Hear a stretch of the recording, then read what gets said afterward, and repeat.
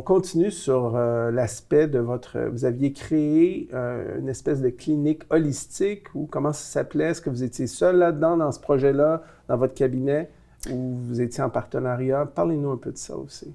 Bien, au cours de mes années de travail en hôpital psychiatrique, j'ai vu qu'il y avait plusieurs éléments qui étaient limitatifs là, dans ce qu'on pouvait faire à l'hôpital, et aussi les professionnels qui étaient présents. Encore là, on est limité en milieu psychiatrique. Donc, j'ai eu envie de partir, d'ouvrir une clinique holistique. C'était situé dans l'Outaouais, la région d'où je viens. Et puis, on a opéré cette clinique-là pour 8 ou 9 ans. Donc, on était 3 psychologues, en fait, propriétaires de la clinique. Et on avait la chance de travailler en concert avec nutritionnistes, naturopathes, ostéopathes. Donc, on a réuni des professionnels de la santé pour permettre aux clients, au client dans son expérience, d'avoir un accès à ces différents professionnels-là avec tous les outils intégratifs. Donc, holistique, c'est le corps dans son ensemble. Donc, intégratif à portée de main. Donc, ça permettait vraiment une belle collaboration interprofessionnelle. Et on est devenu aussi un milieu de stage pour l'Université du Québec en Outaouais pour accueillir les doctorants en psychologie qui voulaient venir compléter leur résidence. On a fait ça pendant plusieurs années. C'est impressionnant. Donc, vous avez aidé à former la relève un peu la relève des en région. futurs psychologues en région. Excellent, c'est bon. Puis qu'est-ce que vous avez... pouvez-vous nous donner quelques exemples, sans nommer les noms de vos patients, de cas que vous avez vécu? Qu'est-ce qui vous a aidé à cheminer? Qu'est-ce que vous avez appris afin d'aider les gens à mieux comprendre? Bien, toujours en étant moi-même dans une évolution de recherche scientifique pour aider mon fils. J'étais aussi en train de travailler cliniquement en voyant encore là les symptômes dont les gens souffraient, les comportements, les conduites, les émotions et les limitations des approches traditionnelles.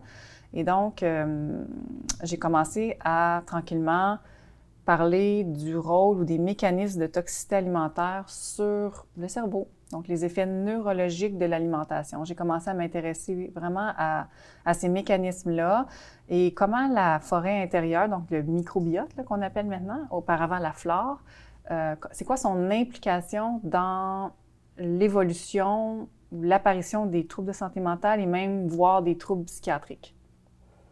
Donc, ça a été un thème d'étude pour une dizaine d'années où je me suis formée, entre autres, à l'extérieur du Canada pour aller chercher des outils comme la médecine fonctionnelle, la pratique GAPS. GAPS, c'est l'abréviation pour un protocole qui existe là, depuis le début des années 2000, GOT and, c'est en anglais, Psychology Syndrome.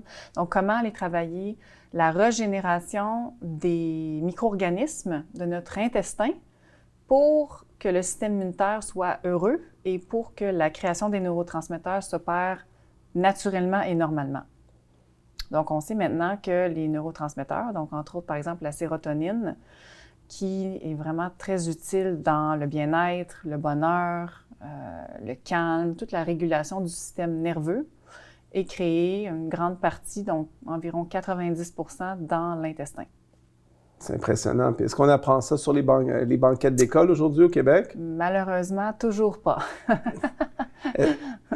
Sans vouloir trop faire de politique, mais en même temps en voulant mettre en place un changement positif pour la société, je me dis, pourquoi le Québec, ou peut-être sans trop faire de commentaires, mais est-ce que vous trouvez que le Québec tarde, si vous voulez, à se moderniser au niveau de ses études, du cursus académique, des cours, de la formation, des spécialistes de la santé en général, là, pas juste la médecine, mais psychologie, tout nutritionniste, etc. Est-ce que vous trouvez qu'on a de la difficulté, on a de la misère au Québec à mettre en place des changements, puis mettre en place de la modernité dans nos approches, puis d'intégrer toutes sortes d'études? Moi, je trouve que ça nous prend tellement de temps. En fait, on fait du nivellement par le bas. Je ne sais pas, qu'est-ce que vous en pensez? Oui, bien, la réponse à la question, la réponse très courte, là, c'est oui. C'est difficile d'amener des changements dans les cursus universitaires. D'abord, comme ayant été chargée de cours moi-même pendant plusieurs années, d'abord parce que c'est les professeurs qui sont en place, qui ont un peu le monopole des charges de cours ou des thématiques qui vont être abordées en fonction de leur champ de recherche. Alors, donc, si dans une université, on a un laboratoire qui est assez puissant, donc qui reçoit beaucoup de subventions ou une chaire de recherche, bien évidemment que ça va colorer les charges de cours qui seront offertes. Donc, il y a ça qui est un élément réel, mais il y a aussi le mouvement. Donc, lorsque la littérature scientifique est publiée, ça peut prendre jusqu'à, on estime, 15 à 17 ans avant que les universités utilisent ce contenu de recherche pour l'appliquer soit cliniquement ou l'enseigner dans les universités au niveau doctoral, par exemple. Donc, c'est très long, le processus. Il y a vraiment, ça prend beaucoup de temps, puis il y a comme peut-être aussi, le statu quo peut-être lié aussi à une certaine réticence au changement, le conformisme, je ne sais pas. Oui. J'ai des profs de médecine qui disent, ils appellent ça peer pressure, la volonté de ne pas trop déranger ses pairs et de se conformer.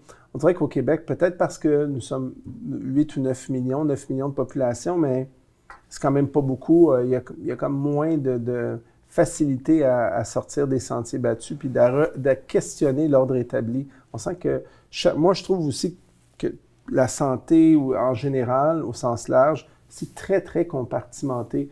Comme si une psychologue ne pouvait pas émettre une opinion sur un sujet, comme si un nutritionniste, un oncologue, un orthopédiste ne pourrait pas émettre d'opinion à un patient parce que ça ça dépasse leur carré de sable. Je trouve que c'est très, très limitatif et ça empêche un diagnostic plus complet, plus holistique des citoyens qui en ont besoin. Oui. Il y a en effet un problème de boîte et d'activités réservées. Donc, les professions ont déterminé, les 46 professions, un code de conduite, d'éthique et de déontologie qui est souhaitable, je pense. Mais à l'intérieur des professions, il y a des règles directrices, il y a des normes de comment les bonnes pratiques devraient s'opérer. Puis c'est un élastique un peu large. Hein? Il n'y a pas de règlement très spécifique, plutôt une règle directrice.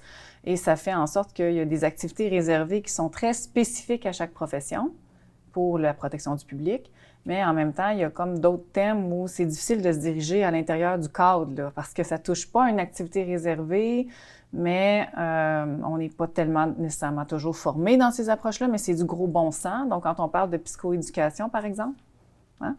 Donc, la psychoéducation, ça relève de qui, en fait, de parler du sommeil, de l'alimentation, de l'activité physique, des choses très simples et normales. Il n'y a pas d'encadrement pour parler de psychoéducation. Fait qu'est-ce que le médecin peut en parler? Le psychologue peut-il en parler? Si oui, comment?